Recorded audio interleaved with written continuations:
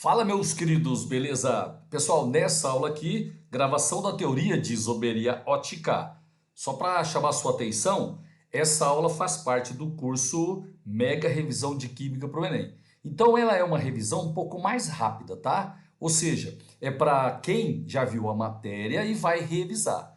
Se você quiser uma aula mais devagar, de isomeria ótica, do meu outro curso, Gabaritando Química no Enem e nos vestibulares, a gente tem aula com um pouquinho mais de detalhes. Só que aqui tem tudo que você precisa saber sobre isomeria ótica, beleza? Se você não entender alguma parte, é só dar uma pausa no vídeo, voltar, e assistir novamente, beleza? Então, pessoal, sem demora, isomeria ótica, beleza? Queridos, a gente na isomeria ótica vai estudar o terceiro tipo de isomeria. Primeiro a gente estudou isomeria plana, também conhecida como isomeria constitucional, lembra? Função, cadeia, posição, metameria e tautomeria. Depois a gente estudou a primeira isomeria espacial, isomeria geométrica ou cis-trans. Agora a gente vai estudar a segunda isomeria espacial, a segunda estereoisomeria, que é a isomeria ótica. Isso cai bastante nas provas e você vai dominar, porque não é difícil. Pessoal, primeira coisa que você tem que lembrar para aprender isomeria ótica é a representação da luz natural. A luz natural, ela vibra em todos os planos, ok? Então, a representação de luz natural é essa que eu estou colocando à esquerda para você, tá? Você está vendo, ó? Ela vibra em todos os planos. Existe um aparelho na química, tem vários nomes, mas um dos principais é o prisma de Nicholl. Pessoal, esse prisma ele tem a seguinte propriedade. Se você pegar a luz natural e incidir nesse prisma, ele vai absorver todos os planos de vibração da luz polarizada, exceto um deles. Como é que é? Você pega a luz natural, que vibra em todos os planos, incide no prisma de Nicholl, ele vai absorver todos, exceto um. Então dá uma olhada, ó. A luz natural, ela vibrava em todos os planos, tá vendo? Quando eu incidir no prisma, ela passa a vibrar em apenas um plano. Então, luz polarizada, galera, é a luz que vibra em apenas um plano. A isomeria ótica, ela só trabalha com luz polarizada, tá? Então, a gente vai trabalhar com a luz que vibra em apenas um plano, luz polarizada. Agora é o seguinte, ó, presta atenção aqui. Se você pegar a luz polarizada e incidir numa substância orgânica, a luz ela pode sofrer um desvio ou pode não sofrer um desvio. Galera, a substância oticamente inativa é aquela que não desvia o plano de vibração da luz polarizada. Você entendeu? Se você incidir a luz polarizada numa substância inativa, não haverá desvio do plano de vibração. Agora, se a substância for oticamente ativa, quando você incide a luz polarizada nessa substância, haverá um desvio. Esse desvio pode ser para a direita ou para a esquerda, tá? Mas a substância ativa é aquela que desvia o plano de vibração da luz polarizada. Beleza? Agora um detalhezinho. Presta atenção aqui, ó. Eu tenho aqui a luz natural, tá vendo? Ela está vibrando em todos os planos. Eu vou incidir a luz natural no prisma, no prisma de Nicholl. Gente, a luz vai ficar polarizada. Aqui, ó, ficou polarizada. Agora eu vou pegar uma substância A e vou incidir a luz polarizada nessa substância A. Aqui, ó, nessa substância aqui. Se o desvio for para a direita, tá vendo aqui, ó? Houve um desvio alfa para a direita. Então essa substância A, ela é ativa, porque ela desviou a luz polarizada. E ela desviou para a direita. Então você vai chamar essa substância de substância ativa, destrógira. Tá certo? Destrógira. Então, substância destrógira é a substância ativa que desvia a luz para a direita. Agora, olha no caso de baixo. Peguei a luz natural, que está vibrando em todos os planos, incidi no prisma de níquel, certo? Virou uma luz polarizada. Aí eu incidi a luz polarizada nessa substância B. Galera, a substância desviou a luz, então ela é ativa. Só que agora o desvio foi de um ângulo beta para a esquerda, tá? Então essa substância aqui, ela será uma substância ativa levógira. Então a substância ativa pode desviar a luz polarizada para a direita ou para a esquerda. Se a luz polarizada for desviado para a direita, a substância é dita destrógena. Se a substância desviar a luz polarizada para a esquerda, ela vai ser chamada de substância ativa levógena. Não pode esquecer isso daí. E se a substância não desviar a luz polarizada, ela será uma substância inativa. Bom, agora é o seguinte, já dá para falar para você qual é o conceito de isomeria ótica. Então vamos lá, ó. É o fenômeno no qual substâncias de fórmulas moleculares iguais, porque senão nem isomeria vai ser, apresentam atividades óticas diferentes. Então olha para mim aqui, ó. Se você tiver duas substâncias com as mesmas fórmulas moleculares e essas substâncias apresentarem atividades óticas diferentes, você diz que elas são isômeras óticas. Tá legal? Por exemplo, ó, você tem duas substâncias de mesma fórmula molecular, ok? Uma desvia para a direita, outra para a esquerda. Elas são isômeras. Você tem duas substâncias de mesmas fórmulas moleculares. Uma desviou para a direita, a outra não desviou. Gente, é uma atividade ótica diferente. Então aí você vai ter também isomeria ótica. Tá legal? Então toda vez que as substâncias apresentarem atividades óticas diferentes, você diz que elas são isômeros óticos. Beleza? Bom, agora presta atenção aqui, ó. Vou te falar uma coisa extremamente importante. Galera, qual é a condição necessária e suficiente para uma molécula, né, para uma substância apresentar isomeria ótica? Galera, essa molécula, essa substância tem que ser assimétrica. Tá legal? Então, ó, para ter isomeria ótica, a molécula, né, da substância tem que ser assimétrica. Tranquilo? Sem assimetria, não há isomeria ótica. De boa? Agora, outra coisa importante. Ó, toda molécula assimétrica apresenta isomeria ótica. Agora, galerinha, todas as moléculas, não, as moléculas assimétricas mais importantes na química orgânica são aquelas que têm carbono assimétrico. Ah, não entendi direito. Calma que eu vou te explicar de novo. Ó, para ter isomeria ótica, a molécula tem que ser assimétrica. De boa? Agora, o caso principal de molécula assimétrica na orgânica é a molécula que tem carbono assimétrico. Tá bom? Então, deixa eu te falar o que é um carbono assimétrico. Você pode dizer carbono assimétrico, você pode dizer carbono quiral. Queridos, carbono assimétrico ou carbono quiral é aquele que possui 4 ligantes diferentes. Beleza? Vamos pegar um carbono saturado, um carbono sp3 saturado, um carbono que só faz ligações simples. Eu vou chamar os ligantes R1, R2, R3 e R4. Galera, se esses ligantes, todos eles entre si, forem diferentes, você vai dizer que esse carbono aqui é um carbono assimétrico ou um carbono quiral.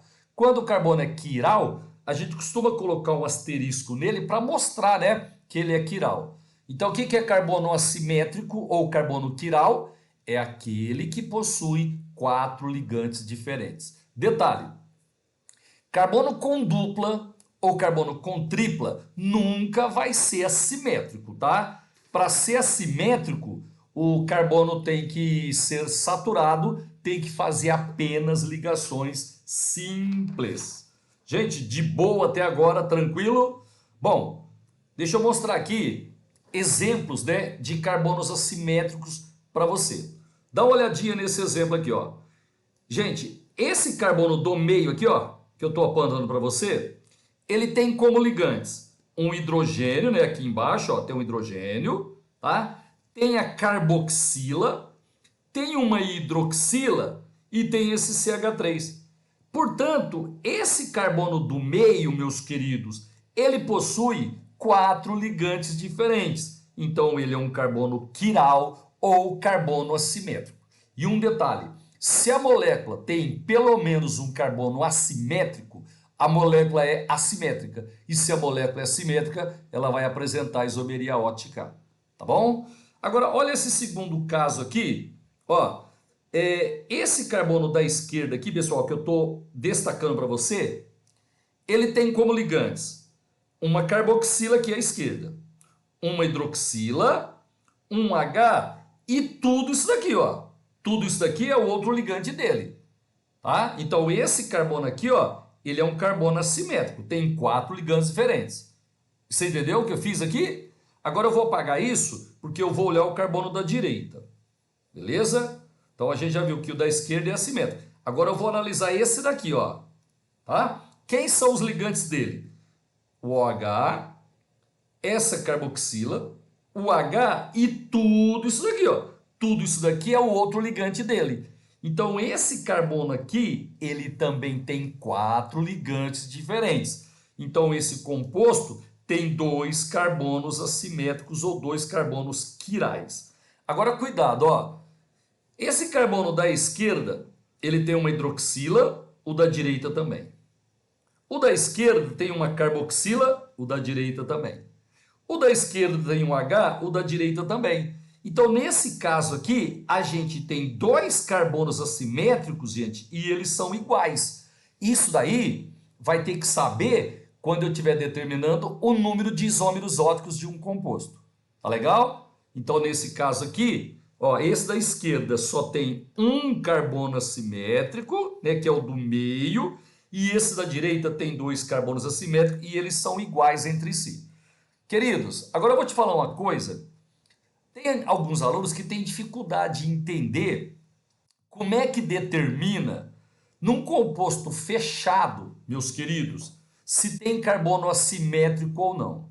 Então eu queria que você prestasse bastante atenção e como é um pouquinho chato, né, no composto fechado, se for necessário, você volta o vídeo e olha de novo, e assiste de novo. Tá legal? Eu vou usar esse espaço aqui à esquerda. Pessoal, eu vou fazer um composto fechado, eu vou fazer esse composto aqui, ó. Vou colocar a fórmula desse composto aqui, tá? Aqui, ó, eu vou colocar um átomo de cloro, certo? Eu quero, junto com você, descobrir se esse composto fechado tem algum carbono quiral ou carbono assimétrico. Gente, todo mundo sabe, isso aqui não é anel benzênico, tá? Não tem bola no meio. Esse composto é saturado. Então aqui eu tenho um CH2, ó, nesse carbono, aqui eu tenho um CH2, aqui eu tenho o CH2, aqui eu tenho o CH2 e aqui eu tenho o CH2. Beleza? Agora, onde tem o cloro, eu estou vendo 3 ligações, certo? O ligante que eu não estou vendo é um hidrogênio. Então, o único carbono que pode ser um carbono quiral é esse daqui, ó. Certo? Porque todos os outros têm 2 hidrogênios. Tá legal? E para ser quiral, tem que ter 4 ligantes diferentes. Gente, agora eu vou precisar que você redobre a sua atenção. Então eu vou analisar se esse carbono aqui, ó, do cloro, esse daqui, eu vou analisar se ele é quiral ou não. Então me ajuda. Ó, ele já tem o Cl, que é diferente do H. Beleza. Ótimo, mas calma que não acabou. Agora a gente vai fazer o seguinte. A partir dele, nós vamos adotar 2 sentidos, pessoal. Um sentido horário e um sentido anti-horário. Então observe, presta atenção, redobre sua atenção. Ó, saindo dele, eu sempre saio dele. Saindo dele, no sentido horário, o próximo ligante que eu encontro é um CH2, tá? Aqui, ó, CH2, no sentido horário. No sentido anti-horário, saindo dele, o primeiro ligante que eu encontro é um CH2, que são iguais. Só que eu continuo o percurso. E ó, eu vou pular agora esse carbono e vou chegar nesse daqui.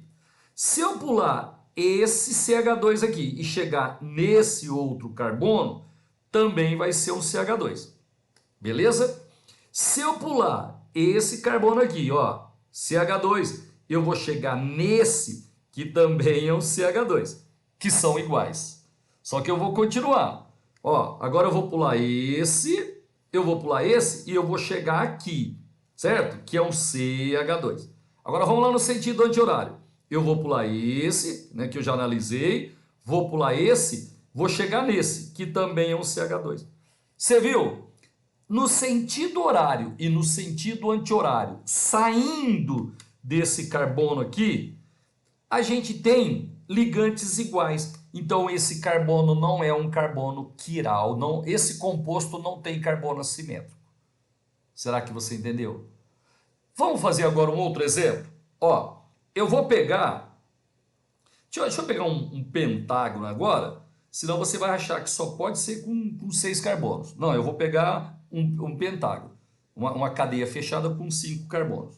Ó, aqui em cima, eu vou supor que tenha uma hidroxila, OH, beleza? Aí é o seguinte, ó, presta atenção aqui por favor, ó. Esse carbono aqui da hidroxila, eu estou vendo nele 3 ligantes. O ligante que eu não estou vendo é um H, tá? Então, esse carbono aqui, pessoal, ó, esse carbono aqui da hidroxila, ele pode ser, não estou falando que é, eu vou analisar, ele pode ser um carbono assimétrico, tá? Então, vamos lá, ó, ele tem a hidroxila, que é diferente do H, perfeito. Agora eu vou no sentido horário e no sentido anti-horário. Queridos, no sentido horário, saindo dele, eu vou encontrar um CH2. Beleza? No sentido anti-horário, eu também encontro um CH2. Beleza? Iguais. Aí eu pulo esse CH2. Eu vou encontrar outro CH2. No sentido horário. No sentido anti-horário, eu vou pular esse CH2. O que eu encontro? Outro CH2. Então, indo no sentido horário e no sentido anti-horário, eu encontro exatamente os mesmos ligantes. Então, esse carbono da hidroxila, ele não é quiral. Gente, será que você entendeu? Tá? Então, os dois compostos que eu pus aqui, eles não têm carbono assimétricos, tá? Então, eles não apresentam isomeria ótica. Só que agora, eu vou fazer o seguinte, ó, presta atenção aqui, por favor. Eu vou colocar, nesse carbono aqui, ó, eu vou colocar, peraí, deixa eu só dar uma limpadinha aqui, eu vou colocar um dupla O, tá? É que ficou muito longe essa dupla aqui, eu vou colocar aqui, ó, dupla O. Ou seja, aqui eu tenho uma cetona, tá? Gente, eu vou colocar aqui, ó, é isso, dupla, aí ficou bonitinho, agora ficou bonitinho. Tranquilo? Então vamos lá. Ó, esse carbono aqui, ele não pode ser quiral, porque eu te falei, né? Carbono com dupla e com tripla nunca serão, né? Carbono assimétrico. Beleza? Agora, vamos dar uma olhada se esse carbono aqui da hidroxila, ó, esse daqui, vamos ver se ele é quiral. Partindo dele no sentido horário, eu encontro um CH2. Logo depois dele. No sentido anti-horário, eu encontro CH2, que são iguais. Mas calma, eu tenho que, né, percorrer o percurso todo. Aí, eu vou pular esse CH2 aqui e vou encontrar um C dupla O. Ok? No sentido anti-horário, quando eu pulo o CH2, eu encontro outro CH2. Então, isso daqui é diferente disso daqui, tá? Num sentido, a gente tem ligantes diferentes no outro sentido. Então, esse carbono aqui é um carbono quiral, ó. Tá legal? Então, esse composto aqui, ele apresenta um carbono assimétrico. Então, ele é assimétrico. Então, ele apresenta isomeria ótica. Tá bom? Gente, ó, como eu disse para você, esse aqui é o jeito, o composto fechado é um pouco mais chato, né? Se você não entendeu direitinho, volta o vídeo e veja isso de novo. Beleza? Ó, eu vou limpar aqui agora, tá? Eu vou limpar porque agora eu vou pegar dois exemplos de compostos reais que você tem que entender. Então vamos lá, ó. Dá uma olhada nesse composto aqui. Gente, esse carbono aqui de baixo, ele tem um H e esse radical aqui que é o propil, tá? Então ele pode ser assimétrico. Vamos ver. Eu vou seguir no sentido horário, certo? E no sentido anti-horário. Vamos lá então? No sentido horário, depois saindo dele, eu vou chegar num CH2, ó, CH2. No sentido anti-horário, também CH2. Aí eu continuo o percurso. Eu vou pular agora esse carbono aqui. O próximo no sentido horário é um CH2. Só que o próximo no sentido anti-horário é um C-O. Você entendeu? Vindo no sentido horário, indo no sentido anti-horário, a gente encontra ligantes correspondentes diferentes. Então esse carbono aqui é um carbono quiral. Ô, gente, tudo sob controle? Beleza? Vamos ver mais um caso aqui? Ó, esse carbono, vou analisar esse carbono aqui. Ele tem aqui um H para completar, né, a quarta ligação. Então, ó, ele tem um H e tudo isso daqui, ó. Certo? Então, ele tem aqui fora dois ligantes diferentes. Agora, vamos seguir no sentido horário ou no sentido anti-horário. No sentido horário, saindo dele, eu vou encontrar um CH2. Beleza? No sentido anti-horário, eu vou encontrar um C-O. Já é diferente. Então, esse carbono aqui também é um carbono quiral.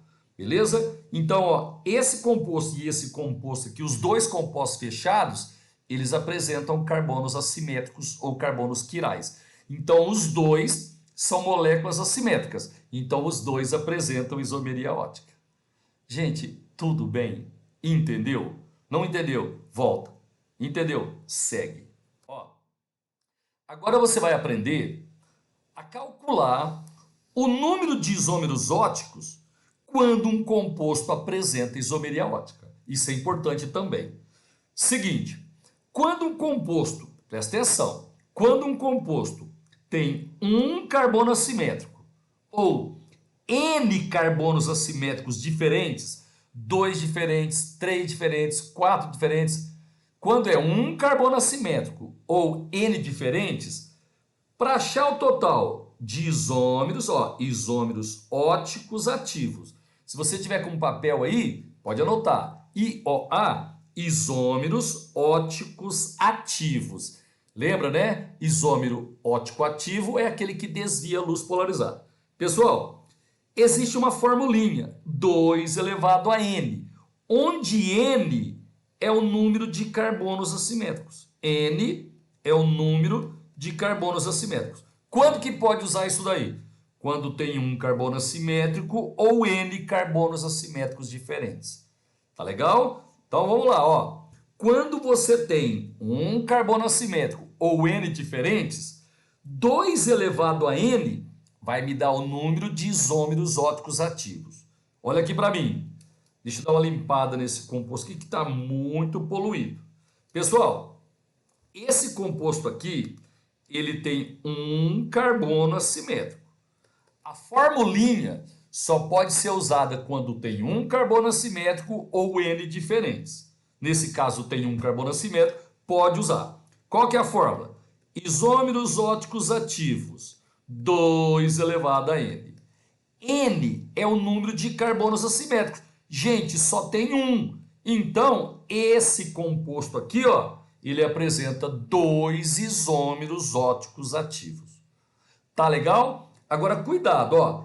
Esse aqui de baixo, pessoal, ele tem 2 carbonos assimétricos iguais. Aqui não pode aplicar essa formulinha.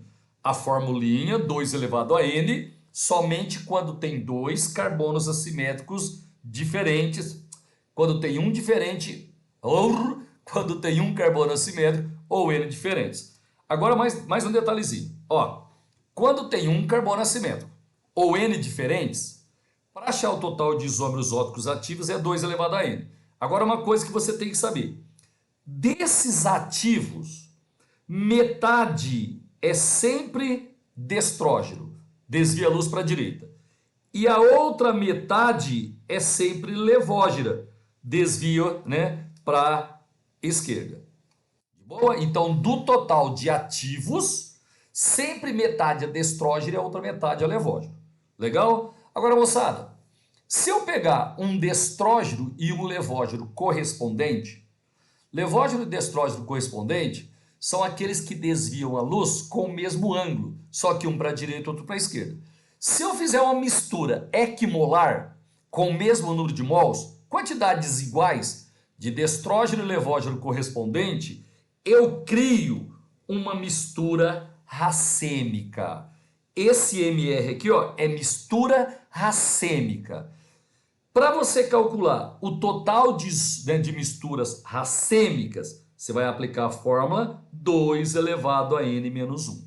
Detalhe, a mistura racêmica, pessoal, ela é inativa, tá? Eu que faço a mistura racêmica. Eu pego um destrógeno e um levógeno correspondentes e misturo em quantidades iguais. Como a gente que faz, né, nós fazemos isso no laboratório, a gente diz que a mistura racêmica ela é inativa por compensação externa. Beleza? Vamos dar uma voltadinha aqui. Ó, esse composto aqui, ele tem um carbono assimétrico. Então, ele possui 2 isômeros óticos ativos.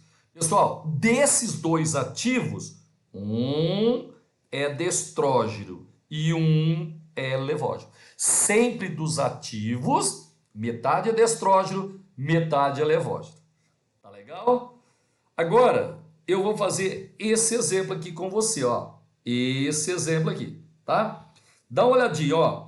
Aqui eu já estou indicando os carbonos assimétricos, tá? Esse carbono aqui é assimétrico e esse carbono aqui é assimétrico. Galera, com certeza dá para você ver que os 2 carbonos assimétricos aqui, ó, eles são diferentes, tá? Quando você tem N diferentes, 2 diferentes, 3 diferentes, 4 diferentes, pode aplicar a formulinha. Como é que aplica a formulinha? Isômeros óticos ativos. Pessoal, 2 elevado a N. Beleza? Isômeros óticos ativos são 2 carbonos assimétricos, ó. Esse daqui e esse aqui. Então vai ser 2 ao quadrado, 4 isômeros óticos ativos. Desses 4 ativos, 2 são destrógenos e 2 são levógenos. Dos ativos, metade é sempre destrógeno e metade é sempre levógeno. Como é que eu acho mistura racêmica? 2 elevado a n menos 1. Gente, n é o número de carbonos assimétricos, tá? Então aqui vai ficar assim, ó, mistura racêmica, 2, o n é 2, 2 menos 1, 1. Então são 2 misturas racêmicas. Lembrando que a mistura racêmica é uma mistura inativa por compensação externa. Nós fazemos essa mistura no laboratório. A gente pega destrógeno e levógeno correspondentes e mistura em quantidades iguais. É a mistura racêmica. Tá ficando claro? Eu estou insistindo. Se você, né, perdeu algum item, você dá uma voltadinha e assiste. Essa é a vantagem de ter o curso gravado. Pessoal, agora presta atenção, ó. Quando o composto tem 2 carbonos assimétricos iguais, não pode usar aquela formulinha, 2 elevado a n, não pode. O que você vai fazer? Aí você vai ter que memorizar para mim. Ó, o total de isômeros óticos ativos, queridos, quando tem 2 carbonos assimétricos iguais, é sempre 2. Beleza? Não importa quais sejam os ligantes. Se são 2 carbonos assimétricos iguais, o número de isômeros óticos ativos é 2. Memorize isso daí. Desses ativos, metade, né, vai ser destrógeno. A outra metade vai ser levógeno. Se eu juntar o destrógeno com o levógeno, eu vou criar uma mistura racêmica. Tranquilo? Então, quando tem dois carbonos assimétricos iguais, não importa quem sejam os ligantes. Se eles forem iguais, são dois ativos, um destrógeno, um levógeno e uma mistura racêmica. Só que agora, cuidado. Quando tem dois carbonos assimétricos iguais, e somente quando tem dois carbonos assimétricos iguais, aparece um isômero que eu chamo de meso. O meso só aparece quando tem dois carbonos assimétricos iguais. Galera, esse isômero meso, ele é inativo. Inativo. Igual a mistura racêmica. A mistura racêmica é uma mistura inativa. O meso é um composto inativo. Não é mistura, é um composto inativo. Detalhe, a mistura racêmica nós fazemos lá no laboratório. A gente junta destrógeno com levógeno. Legal? O meso, ele é inativo, não é porque a gente atuou sobre esse composto. Ele é inativo por si só. Então eu digo que ele é inativo por compensação interna e interna. Dentro do próprio composto há uma anulação de desvios, né, que faz com que ele seja inativo por compensação interna. Vamos fechar esse trem? Ó, a mistura racêmica é inativa. Só que é uma mistura e a gente que fez. Inativa por compensação externa. O meso não é uma mistura, é um composto. Ele é inativo por si só. Não é a gente que fez com que ele fosse, né, que ele ficasse inativo. Ele é inativo por si só. Tranquilo? E o meso só aparece quando o composto tem dois carbonos assimétricos iguais. Agora eu vou falar uma coisa que não costuma cair muito, pessoal, só que tem que saber tudo, né? Principalmente quem vai querer prestar as faculdades mais concorridas. O negócio é o seguinte, ó, presta atenção aqui, por favor. Vamos supor que eu tenha 2 elevado a n isômeros óticos ativos. Bom, a gente aprendeu que metade, você lembra, né? Metade é destrógeno e a outra metade dos ativos é sempre assim, tá? É levógeno. Metade desvia para a direita, metade desvia para a esquerda. Então a gente vai fazer o seguinte, ó. Os destrógenos a gente vai chamar de D1, D2, D3 e assim vai. Dn, são N ativos. Os levógenos a gente vai chamar de L1, L2, L3, etc. Ln. De boa? Agora é o seguinte, ó. O D1 e o L1 a gente diz que são correspondentes. Sabe por quê? Porque eles desviam um para a direita, outro para a esquerda, mas com o mesmo ângulo. Então, o D1 e o L1 são correspondentes. O D2 e o L2 são correspondentes. O D3 e o L3 são correspondentes. Queridos, quando você tem um destrógeno e um levógeno e eles são correspondentes, você vai chamar de enantiômeros, enantiomorfos ou antípodas óticos. Então, quais seriam os enantiômeros, né? Os antípodas óticos? Ó, D1 e L1, beleza? Eles formam, né, um par de antípodas óticos, de enantiomorfos.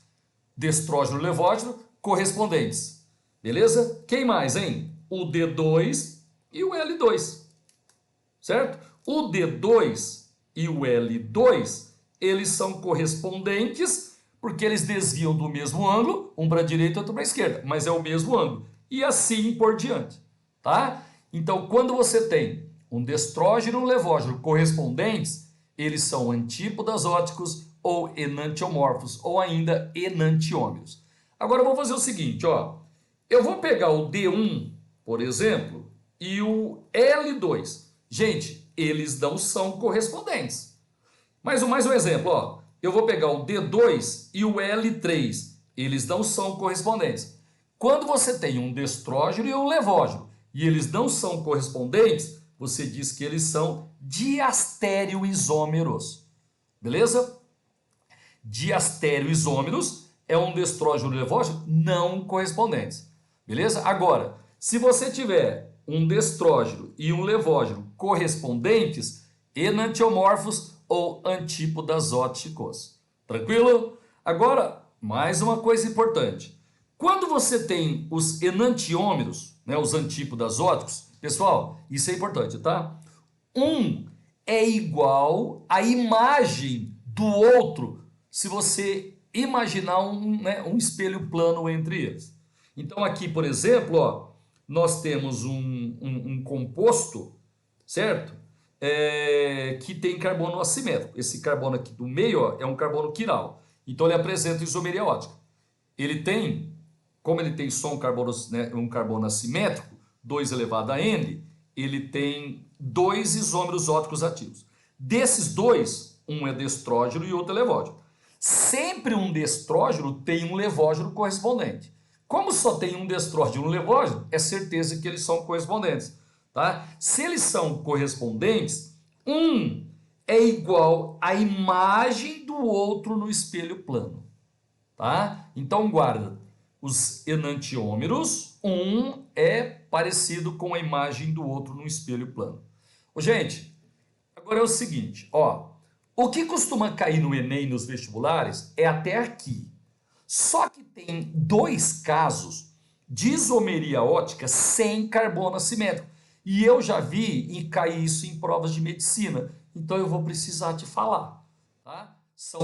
O caso principal de isomeria ótica é a molécula que tem carbono assimétrico. Ok? Agora, eu posso ter uma molécula assimétrica mesmo ela não tendo carbono assimétrico. Tranquilo? São 2 casos só e não tem muita importância. Bom, primeiro caso, derivados do propadieno. O propadieno também recebe o nome de aleno. Gente, eu vou desenhar ele aqui, ó. Prop, 3 átomos de carbono. Dien é porque tem 2 ligações duplas.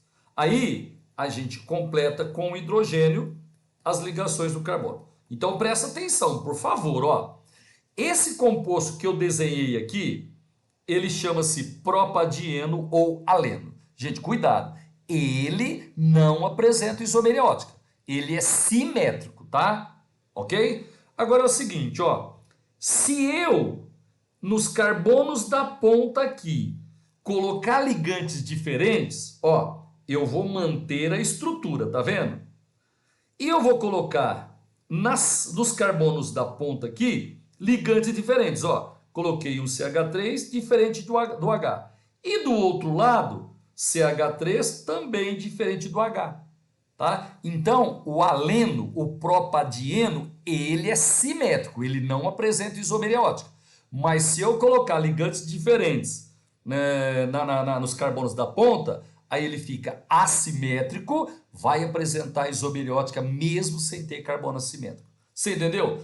Dá uma olhadinha aqui, ó. Eu vou colocar um cloro aqui, ó. Vou colocar um cloro. E aqui na esquerda eu vou colocar, sei lá, um bromo. Bromo. Gente, me ajuda. Ó, eu tenho aqui a estrutura do aleno, tá vendo? O carbono da direita aqui da pontinha tem 2 ligantes diferentes. E o carbono da outra ponta tem 2 ligantes diferentes. Gente, então esse composto aqui, ele apresenta isomeria ótica mesmo sem ter carbono assimétrico, tá? Quantos isômeros óticos ativos ele apresenta? Gente, sempre 2, independente dos ligantes. Desses 2, um é destrógeno, ok? E um é levógeno. Se você misturar os 2, você vai ter uma mistura racêmica. Lembrando que aqui não tem meso. Meso só quando tem 2 carbonos assimétricos iguais. Tá legal? Então, derivados do aleno pode apresentar isomeria ótica. E o segundo caso, galera, são os compostos trans de compostos fechados. Dá uma olhadinha nesse exemplo aqui, ó. O 1,2 diclorociclopropano. Ele apresenta isomeria ótica porque 2 carbonos do ciclo têm ligantes diferentes, tá? Ele apresenta isomeria geométrica. Desculpa. Ele apresenta isomeria geométrica. De boa? Agora, ele tem o isômero cis, ok? E ele tem o isômero trans. Ó, esse aqui é o isômero cis e esse aqui é o isômero trans. Gente, o isômero cis, ele é simétrico. O isômero cis, ele não apresenta isomeriótica. Ele é simétrico. O isômero trans, ele é assimétrico. Ele é assimétrico. Queridos, se ele é assimétrico, ele vai apresentar isomeria ótica, mesmo sem ter carbono assimétrico. Tá legal? Então vamos lá? Quando um composto é fechado e apresenta isomeria geométrica, isomeria cis-trans, ele tem dois isômeros espaciais, né? O cis e o trans. O cis é simétrico, não apresenta isomeria ótica. O trans, ele é assimétrico, mesmo sem ter carbono assimétrico, então ele apresenta isomeria ótica. E aí você tem que saber o seguinte, ó, isômeros óticos ativos, igualzinho o caso anterior, 2.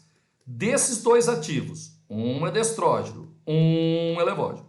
Se eu misturar os dois, eu vou ter uma mistura racêmica. Galera, isomeria ótica não é... isomeria ótica não é uma matéria difícil, é uma matéria bem de boa, tá? Espero que você tenha entendido direitinho, tá? Eu te vejo brevemente. Um abraço.